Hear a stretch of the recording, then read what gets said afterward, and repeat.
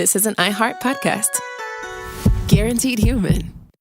With no fees or minimums on checking accounts, it's no wonder that Capital One Bank Guy is so passionate about banking with Capital One. If he were here, he wouldn't just tell you about no fees or minimums. He'd also tell you about how Capital One cafes are open 7 days a week to assist with your banking needs. Yep, even on weekends. It's pretty much all he talks about, in a good way. What's in your wallet? Terms apply. See CapitalOne.com/bankguy. Capital One N.A., member FDIC. Hey, and welcome to The Short Stuff. I'm Josh. There's Chuck. Jerry's out there fiddling around somewhere in the ethernet of the internet, in the whatever.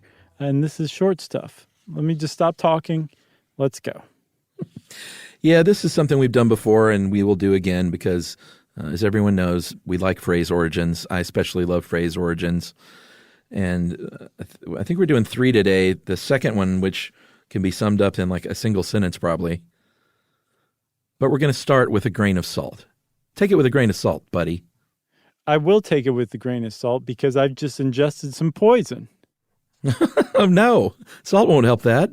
Oh, well, according to Pliny the Elder, it would. And they think that that's where the phrase take this with a grain of salt really finds its origin. And by the way, take something with a grain of salt means that you should be skeptical of what you're about to hear or see or whatever, that there's...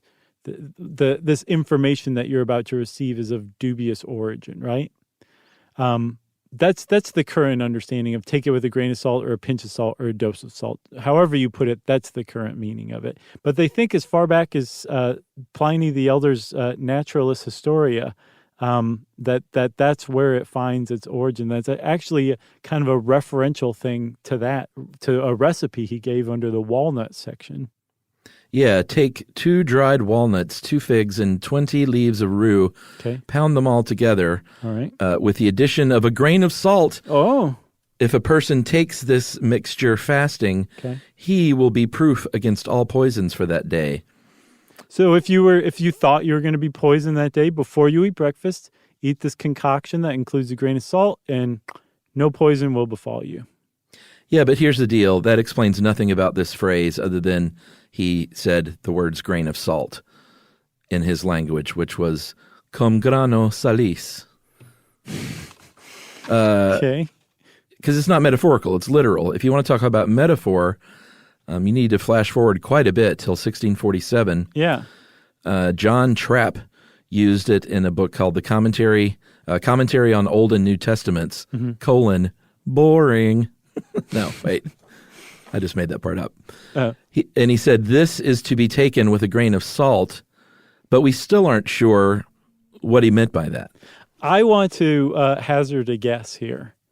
I think what John Trapp, who has a great name, by the way, what he was saying is that the following is very difficult to hear, or it's hard information to swallow, AKA poisonous. Oh, okay. So you would have to take this with a grain of salt. That's my guess.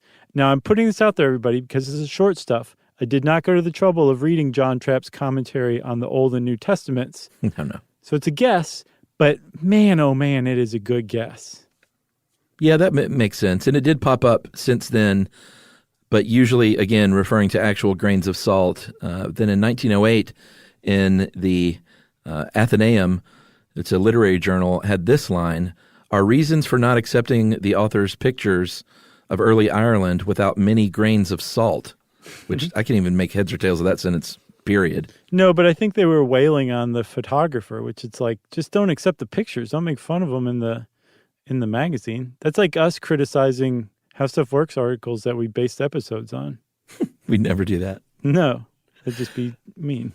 But this doesn't, and I think this one frustrated me because even that, it still doesn't say where it came from, or why they started saying grain of salt to mean what they meant metaphorically. Yes, because it was terribly written in this How Stuff Works article.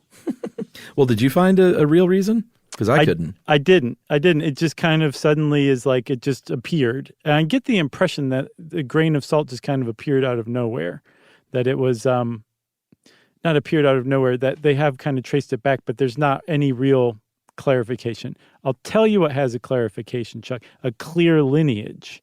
And that is the phrase close but no cigar. Yeah, this one's easy, and we can definitely get this in the next minute and 20 seconds before our break. Yeah. Because it's super easy.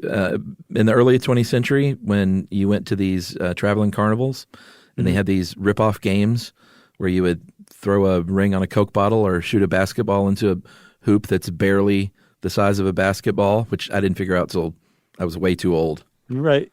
That was not a standard hoop. You had gray hair by then? I did. You're meant to not win those games generally, or to come close and want to spend more money, and that's the whole idea. But back then, what was the prize or one of the prizes that you would get? A cigar. That's right. So if you were sitting there throwing, doing a ring toss around some glass bottles, and you missed and you missed and you missed, you ran out of rings, the carnival barker would say, close but no cigar. No cigar. So that's where that origin comes from, or that phrase comes from, which is great because it's a nice, tidy package. There's no controversy, no disputing it, and it's just done. It's not like that ugly, horrible grain of salt origin. Yeah, and kids, 6-year-olds everywhere would go, well, I never get the cigar, and their dad would say, here you go, son, have mine. That was great. Should we take a break? Yeah, I thought that was implied by the pregnant pause. All right, we'll talk about southpaws right after this. S-Y-S-K. You should know. S-Y-S-K. You should know. No, Brian. Josh Clark.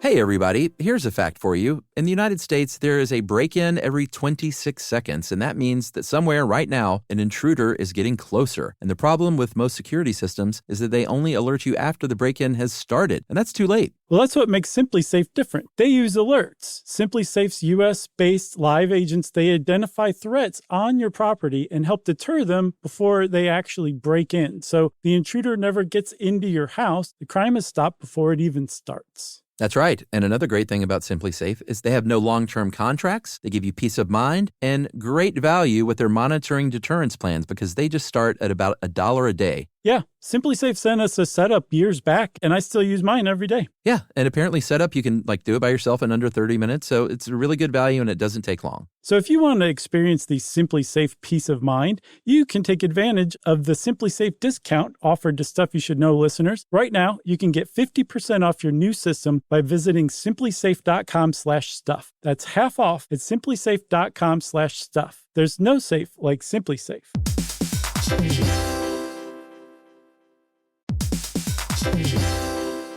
Work can be a little weird. One minute you're in a meeting that could have been an email. The next you're trying to decode corporate jargon that somehow means nothing. And don't even get us started on the quick sync that turns into a 45-minute deep dive. Yeah, well, the truth is figuring out your career isn't always straightforward. Whether you're trying to grow, pivot, or just stay relevant, it can feel like you're navigating it all on your own. Well, that's where LinkedIn comes in. That's right. LinkedIn can help you grow your career, helping you confidently navigate your path with insights, ideas, and inspiration from your professional community. You can stay up to date with the latest trends in your field, connect with people who get it, and discover opportunities tailored to your goals, your experience, and what actually matters to you. Whether you're looking for something new or just trying to grow where you are, LinkedIn gives you the tools and connections to move forward with confidence. Because LinkedIn is the network that works for you. Visit linkedin.com/knowstuff to learn more.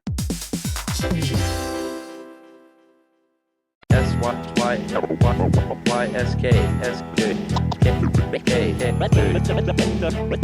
know. All right, Chuck. So we're talking southpaws, and this one's like a neat combination between horrible, ugly grain of salt and beautiful, perfect, close but no cigar. Because there's a lot of different ideas that are competing for the origin that aren't necessarily right, but aren't necessarily wrong either. So there's a lot of great info involved. That's right. And it kind of comes down to a couple of sports. Southpaw has long been linked to boxing and baseball. Rocky Balboa was a southpaw. No, was he? Yeah, I think so, right? I don't know. I don't pay that close of attention. I'm just enthralled by the action. You were just all about those muscles. Yeah. Yeah. Yeah, I think it was kind of a deal that he was a southpaw. Okay. So you've long heard it to be about boxers and baseball, but generally even more specifically, it's been associated with pitchers. A left-handed pitcher is known as a southpaw. Okay. Yes. Now that's the one I've always heard it from. I'm sorry. I was about to say the reverse of the truth. I've always heard it from That's boxing. called a lie. Right. Yeah. I've always heard of it being associated with boxing. I've never heard it associated with baseball. Okay. Yeah. Baseball pitchers generally, it's an old school term, but I've definitely heard it before. So even before necessarily it was involved in boxing, or it was involved with boxing, there was a political cartoon that was referencing boxing, and we just didn't realize it. One of the earliest mentions of the left hand, especially involved in delivering a punch, being called a southpaw, comes from an 1848 editorial cartoon that showed a candidate named Lewis Cass, who was running for the Democrats. He had just laid out Zachary Taylor and Taylor's running mate, Millard Fillmore. And Millard Fillmore has a black eye, and there's a quote coming from him, which, Chuck, I think that you would be really good to read this quote. Curse the old hoss, what a southpaw he has given me. That was one of the best Millard Fillmore impressions I've ever heard in my life. It's W-O-T, Watt. I'm going to bring that one back. Yep, so Millard Fillmore is calling, at the very least, the punch that Lewis Cass landed on him a southpaw. If not, Lewis Cass a southpaw for using his left hand. Who knows? But the idea is southpaw in knocking a person to the ground with your fists was associated at least as early as 1848, at least as politics is concerned. Yeah, there were more specific boxing references. There was one in 1860 in a bare knuckle fight, I guess, or boxing match. Pugilists squaring off against one another.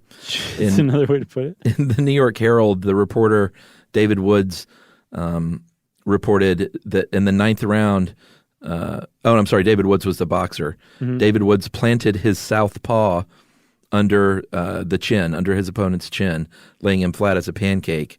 And that wasn't calling him a southpaw, but called his fist his southpaw, 2 words. Right. So, okay, so that's good enough for me. I say boxing. But unfortunately, there's some contemporaneous use of southpaw as far as pitching goes.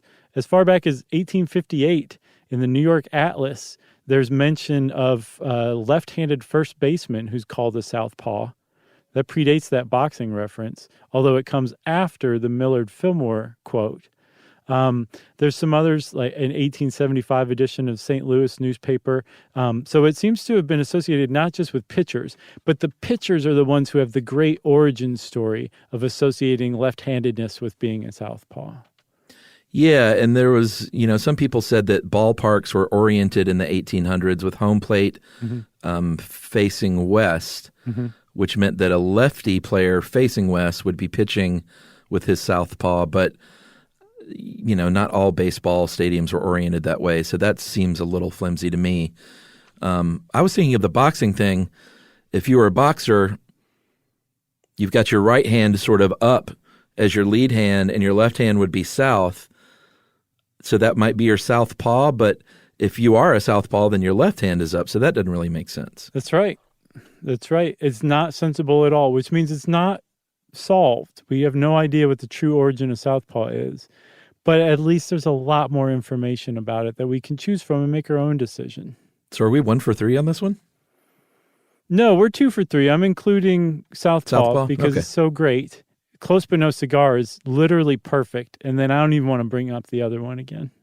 Yeah, I'm going to go on a salt-free diet for the next week because of this episode. Yeah, that'll show salt. Well, if you want to show salt, you do that same thing yourself. And because we have run out of things to say, everybody, Short Stuff is out.